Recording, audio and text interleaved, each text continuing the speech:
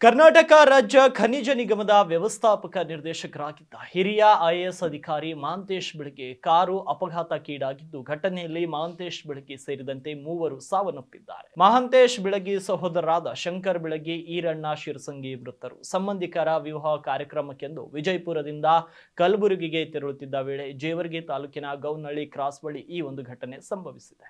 ಇಂದು ಅಂದರೆ ನವೆಂಬರ್ 25 ವಿಜಯಪುರದಿಂದ ಕಲಬುರಗಿಗೆ ತೆರಳುತ್ತಿದ್ದ ವೇಳೆ ಕಲಬುರಗಿ ಜಿಲ್ಲೆಯ ಜೇವರ್ಗಿ ತಾಲೂಕಿನ ಗೌನಹಳ್ಳಿ ಕ್ರಾಸ್ ಬಳಿ ಈ ದುರ್ಘಟನೆ ಸಂಭವಿಸಿದೆ.